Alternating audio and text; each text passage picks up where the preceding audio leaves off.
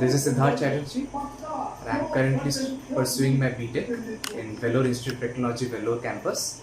And this is part of my digital assignment for the Data Structures Algorithm course, CAC 2002. And today I'll be teaching you the introduction to data structures first. So, as you can see, data structures are logical or mathematical model of a particular organization of data. The data that we collect from organizations or some companies, data, employee data, client data, etc. etc. So there must be a way to organize this data to a particular model or something. So basically data structures deploy the functions in which we can make the data structure to be more simpler. See, this will be a rich structure, like it will have a lot of data in it, but it should be simple.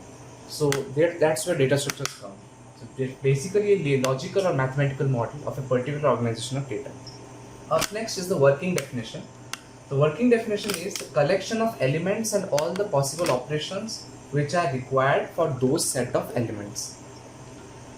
To be honest, like the data that we have, we actually break it up into elements, smaller elements, and the collection of all these small elements are the most basic form of data which we can use in our problems to solve bigger problems, etc. We have to collect them, and through an operation like example this d equals to d comma f comma a, where this is kind of a working operation where capital D stands for the data structure, small d stands for the data objects or the elements which are quite basic, f stands for the set of functions, while a stands for set of rules to implement the function. Suppose we take an example of 5 to 10 elements in an array, and then we need to sort it accordingly, ascending or descending order. So the data objects will be the elements, in this case the array elements. F will be the set of functions which can use to order the elements like ascending or descending, or we can add or delete the elements. And the rules to implement the function, there should be some rules in the coding language, so some syntax rules and etc. Coding like logic and all. So those are included in the A part. So the next part of our data structures will be linear and non-linear type, because data structures are mostly a linear and non-linear type. The linear type of data structures consist of array, stack, queue, and linked list, while the non-linear data structures consist of graphs and trees. That's it.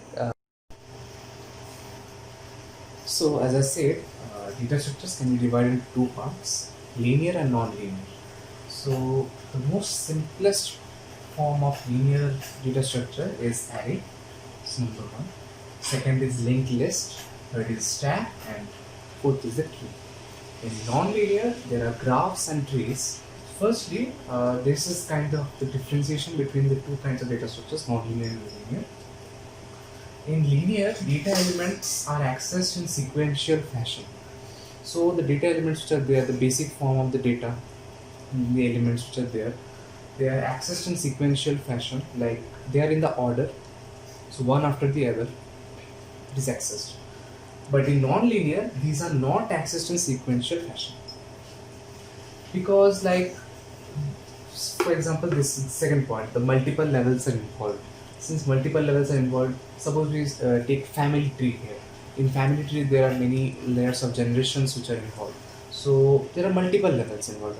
Everything is on a single level.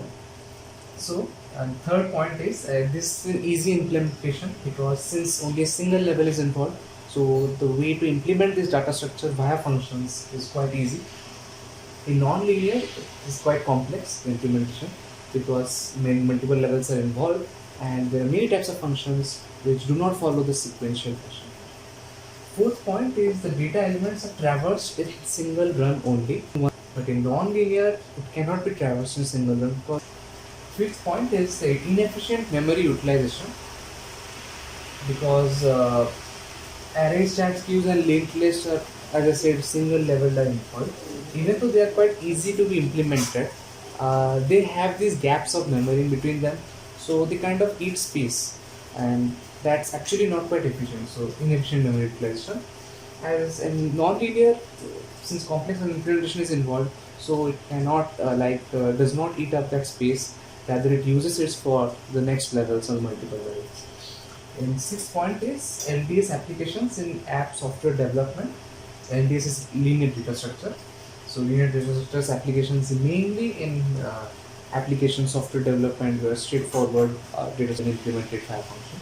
Where in non-linear data structures is basically using artificial intelligence, machine learning, and image processing, where complex and higher levels of like multiple levels are involved in inference and all. Okay, so we are going to talk about arrays now. So array is a contiguous area of memory consisting of equal sized elements indexed by contiguous integers. So basically it's like a continuous form of memory. Here we have drawn a 1D box and we have divided some parts. So this is index 0, index 1, index 2, index 3. So basically this is a continuous form of memory where there is a certain sequence to it, and there are like two parts of indexing here.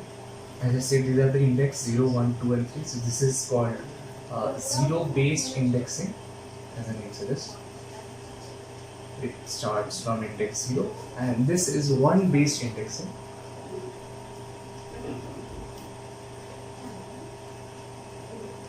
Since it starts from 1, 2, 3, 4, like it's pretty obvious. So this is a linear data structure as I discussed in the last slide. So since this is a contiguous area of memory, it's continuous area of memory. It can have constant access or like an random time access, like access at any moment, at all points of time.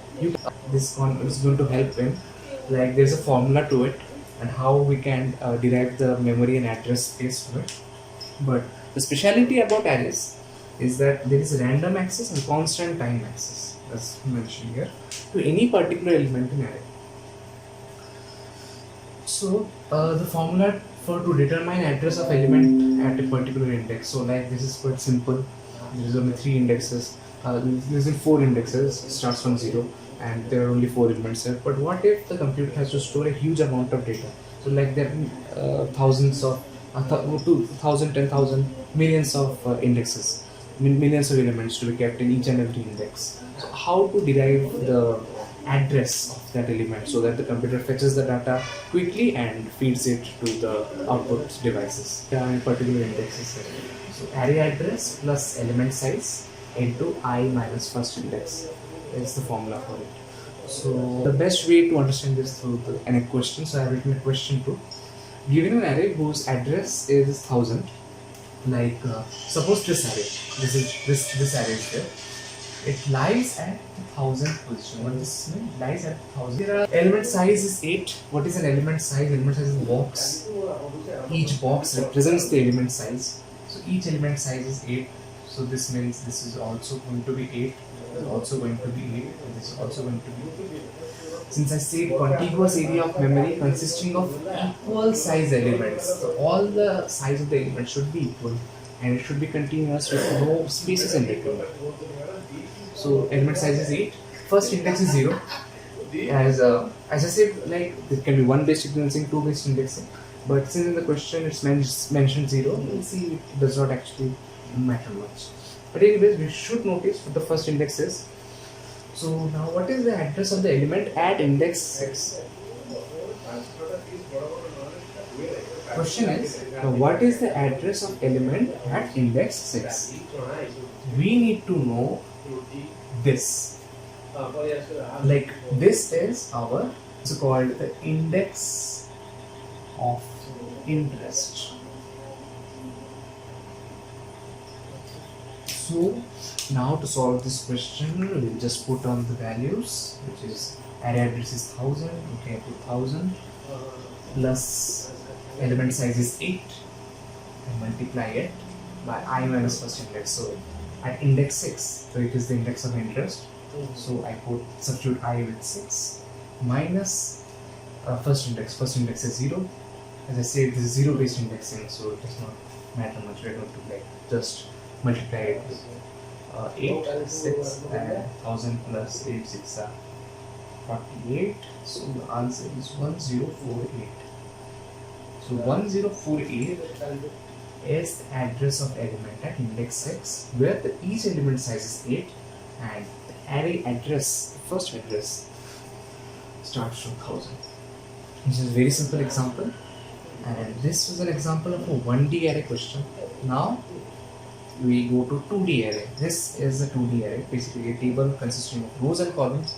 I'm going to substitute it, make it into rows and columns because it will be easy. Here, suppose we need to find the address of this element. It's our point of view. What will be the address of it? So simply, since we are breaking it into rows and columns, you can mention its index. As I say, this is the index of interest. Here two indices will come. One will be row, one will be column. So we mention this as the respective rows and column number. So this is in row number 4, this is in column number 3. So I mentioned it 4, 3. Simple as that. I'll show you how we can calculate this. So we first need to know the array address. We don't know what the array address is.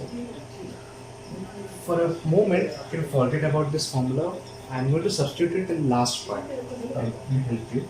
So in 4, 3, we need to know the address. Now, how would someone without any knowledge of all this access the address? It's simple as that. One would start from here, 1, 2, 3, 4, 5, 6, 7, 8, access it. Like this, they might go. But generally, we go row wise. So here we go row wise. So this will be 1, 2, 3, 4, 5, 6, 7, 8, 9, 10, 11, 12, 13, 14, 15, 16, 17, 18, 19 and 20. 5 4s are 20, 20 boxes, makes sense. Now we are going to write how we will access this without numbering. So first, since we know what the row and column is, 4, 3 means row is 4, position 4, 1, but we only need to access till 3. We need to go halfway through 4. So 4 minus 1 into how many columns are there? There are 5 columns, so we can multiply it by 5. Then we are going to add the column. Which column is there? Note that sometimes they ask the question, what is the preceding memory address of element in interest? Element of interest. So no minus 1. But we need to know the address of this. We are not going to minus 1. We are going to add 3. 4 minus 1 is 3, 5, 3 5s are 15, plus 3 is going to be 18, which matches our number.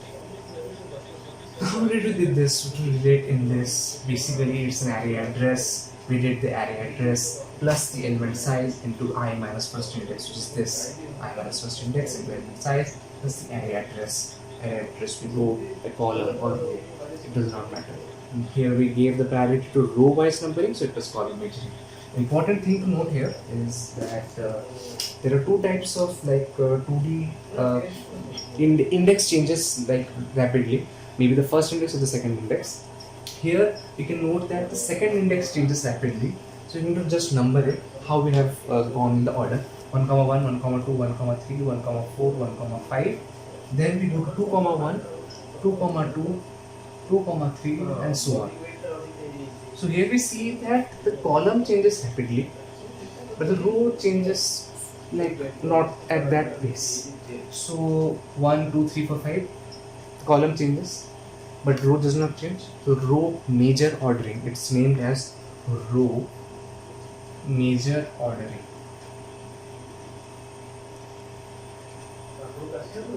Similarly, in column major ordering, the first index will change rapidly. Here the second index changes rapidly in row major order. Now another question, since this was a 2D array, we showed how to access the address of the element. This is the question of a 3D array. A 3D array laid out in column major. This is in row major, this is in column major. First element indices are 1, 1, 1. What will be the indices of the next element in memory? So we know that in column major, first index changes rapidly, right?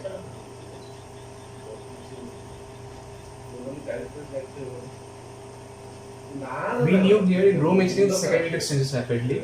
So basic sense says that in column major, first index will change rapidly irrespective of whether it's 2D or 3D array, because in 3-dimensional array, the third part, which is not either row nor column, that index actually does not matter because we are not going to discuss it.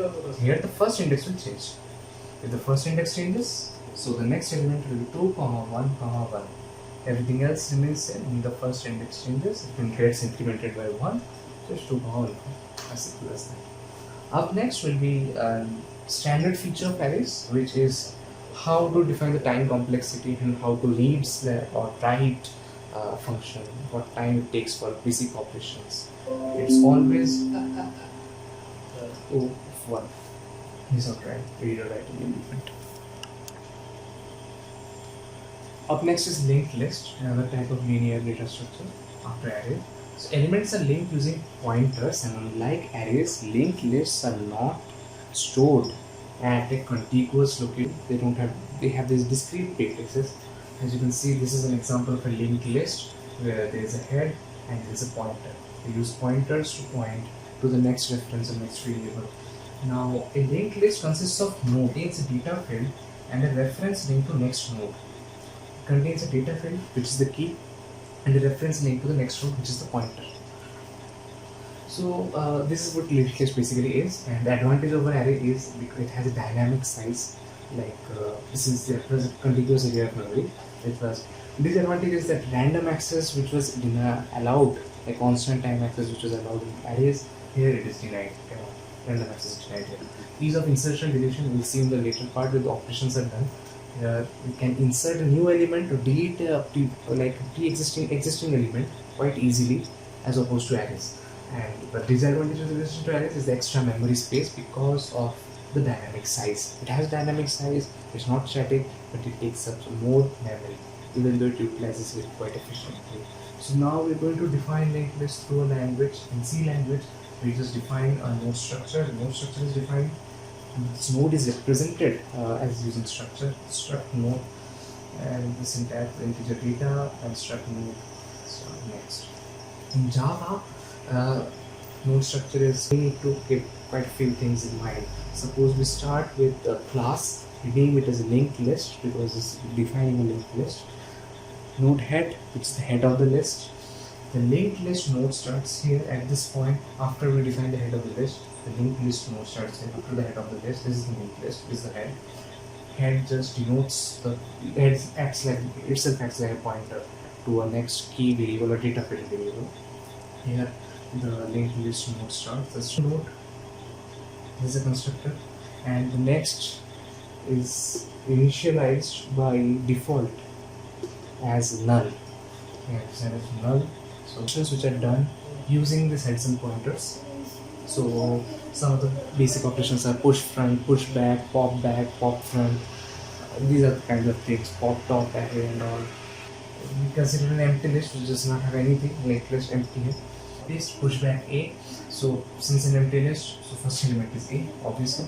Push front B, so B will come before A because since now it is this is the only list consists of only A.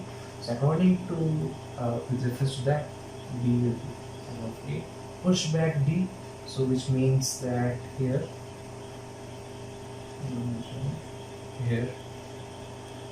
D will be added the last part. Push front C, which means that C will be added to the front. C D E will be. Pop back means the deletion of the last element. Pop front would mean the deletion of the first element. And it's last, so we're going to delete this. So the final linked list is CEA after all these operations. So this is what basically means.